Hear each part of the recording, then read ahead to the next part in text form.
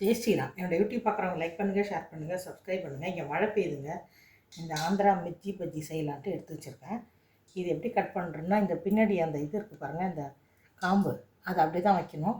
இந்த இடத்துல வந்து முன்னாடி இருக்கிற அந்த காம்பை மட்டும் கொஞ்சம் கட் பண்ணிடணும். கட் பண்ணிவிட்டு இப்படி நம்ம வந்து இது பண்ணி வச்சுக்கணும், பகுந்து வச்சுக்கணும். இப்படி வச்சுக்கிட்டு அதுக்குள்ளே நம்ம ஸ்டஃபிங் பண்ணணும்.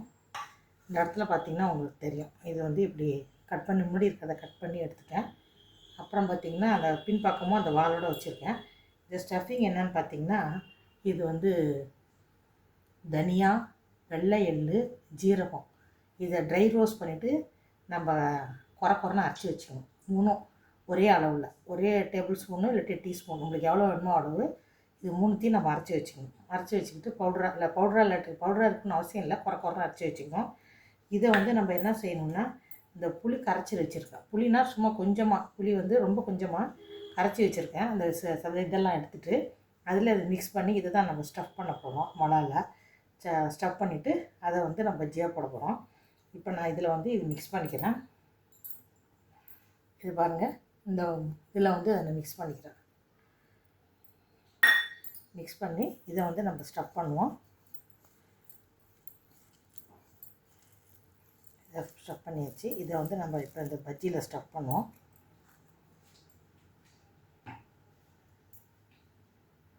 எண்ணெயை நான் அடுப்பில் வச்சுருக்கேன் உங்களுக்கு. இப்போ வந்து நான் வந்து மிளகாவில் எப்படி ஸ்டஃப் பண்ணுறேன்னு காட்டுறேன். இதுதான் மிளகா. இதில் வந்து நம்ம வந்து ஸ்டஃப் பண்ணுறோம். அதை வகுந்து வச்சுருக்கேன் இல்லையா, அதுக்குள்ளே வந்து இந்த மசாலா வந்து ஸ்டஃப் பண்ணுறோம். புளி வச்சுருக்கோம், கொஞ்சம் அதில் தேவையான அளவுக்கு உப்பு, அப்புறம் தனியா, எல்லாத்தையும் நான் வந்து ஜீரகம், இது அது ஓமம், இது எல்லாத்தையும் மூணுத்தையும் ட்ரை ரோஸ்ட் பண்ணி அதை வந்து இதுக்குள்ளே ஸ்டஃப் பண்ணுறோம் புளியும் வச்சு.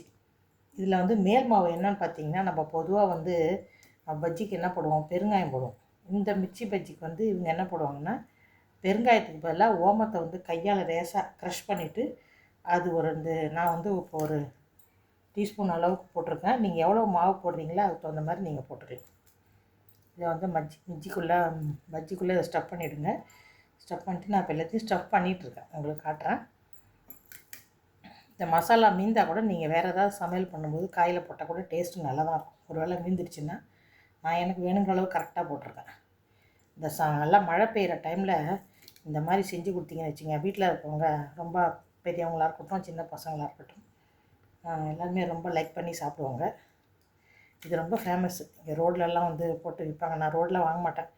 சுட்ட எண்ணெயில் சுட்டு அது வேறு ஏதாவது வியாதி வந்துட்டால் என்ன பண்ணுறதுன்ட்டு இதெல்லாம் நானே பண்ணிக்குவேன். மேக்ஸிமம் 99% நான் எல்லாமே நானே பண்ணி சாப்பிட்றதுக்கு ட்ரை பண்ணுவேன். பானிபூரியிலேருந்து எல்லாமே. ஏன்னா வெளியில் சாப்பிட்றது இப்போ ஹைஜீனாக இல்லை. அது தின்னுட்டு ஆசைப்பட்டு விட்டு வாங்கி தின்னுட்டு டாக்டர்கிட்ட குடிக்கிறத விட வேணுங்க நம்மளே செஞ்சுக்கலான்னு ஒரு கான்செப்ட். வயசாகிட்டனால கொஞ்சம் முடிய மறுதல்லாம் இருந்தாலும் சரின்னு கொஞ்சம் கஷ்டப்பட்டு செஞ்சுருவோம். எதுக்கு வெளில சாப்பிட்டு உடம்பு கட்டுவானே அப்படிங்கிற மாதிரி நான் மேல் மாவில் வந்து இது பண்ணியிருக்கேன், ஓமம் சேர்த்துருக்கேன். அவ்வளோதான், மற்றபடி வேறு ஒன்றும் இல்லை. ரெகுலராக நம்ம பண்ணுற பஜ்ஜி மாவு மாதிரி தான் கலந்துருக்கேன். ஓமம் இதுக்கு பதிலாக பெருங்காயத்துக்கு பதிலாக ஓமம் கலந்துருக்கேன். எல்லாத்தையும் ஸ்டஃப் பண்ணிட்டோம். இப்போ வந்து நம்ம பஜ்ஜி போடுவோம். எண்ணெய் சுட்டுச்சான்னு ஒரு தடவை பார்க்குறேன். எண்ணெய் ஏற்கனவே நான் வந்து துவைச்சி தான் வச்சுருந்தேன்.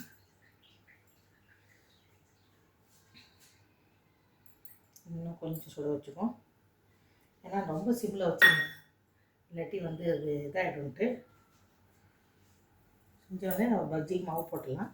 பஜ்ஜி மாவு தான் கலந்து வச்சுருக்கேன். இதில் வந்து ஓமமும், காரம், உப்பு, மஞ்சத்தூள் அதெல்லாம் போட்டிருக்கேன். அப்புறம் அரிசி மாவு கொஞ்சோண்டு, கடல மாவு, கொஞ்சம் வண்டை சோடா, சமையல் சோடா, அவ்வளோதான் போட்டிருக்கேன். கொஞ்சம் பேட்டர் வந்து கொஞ்சம் உங்களுக்கு கொஞ்சம் இதுவாக இருக்கும், திக்காக இருக்கணும். அப்போ தான் வந்து இந்த பஜ்ஜிக்குள்ளே நம்ம இதுக்கு போடுற மாதிரி போடக்கூடாது.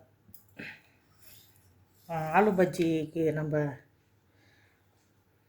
இது இருக்குது இல்லைங்களா, உருளைக்கிழங்கு பஜ்ஜி, அதுக்கு போடுற மாதிரி நம்ம வந்து இது வந்து தின்னாக இருக்கக்கூடாது. மாவு கொஞ்சம் திக்காக இருந்தால் தான் அந்த இதில் வந்து ஒட்டும்.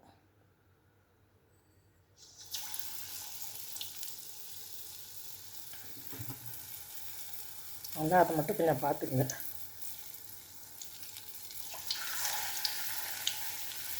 கொஞ்சம் சுட வச்ச எண்ணெயை ஊற்றிட்டு நம்ம மாவு பிசைஞ்சோம்னா இன்னும் கூட நல்லா நாழி ஆனால் கூட கிறிஸ்பியாக இருக்கும். நான் அதை செய்யலை. நீங்கள் வச்சுருந்து சாப்பிட்றதா இருந்தால் கொஞ்சம் சுட்ட எண்ணெயும் கொஞ்சம் போட்டுக்கோங்க. செல்ஃபோனை கிட்ட எடுத்துகிட்டு போகிறது கூட பயமாக இருக்குது. இப்போல்லாம் செல்ஃபோனை கிட்ட எடுத்துகிட்டு போகிறீங்க சமைக்கிறதுக்குன்னு சொல்கிறாங்க. அதெல்லாம் கொஞ்சம் தூரமாக வச்சு காட்டுவோம்.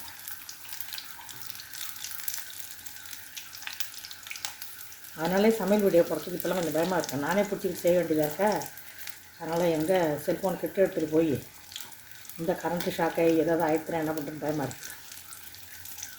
யாரோ ஒருத்தவங்க வீடியோ வச்சுருந்தாங்க, யூடியூப்பில் தான் பார்த்தேன். கேஸுக்கிட்ட செல்ஃபோன் எடுத்துகிட்டு போகிறீங்கன்னு சொல்லி போட்டிருந்தாங்க. கொஞ்சம் தூரமாக தான் வச்சுருக்கேன், பார்த்துக்குங்க. உங்களுக்கு தெரியும்னு நினைக்கிறேன்.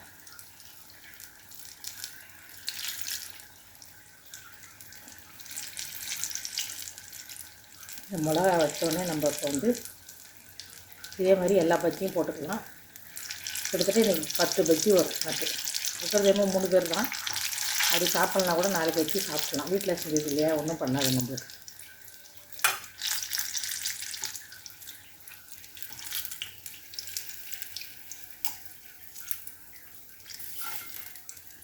பஜ்ஜி ரெடி. பார்த்துங்க, இதே மாதிரி நீங்களும் செஞ்சு பாருங்கள்.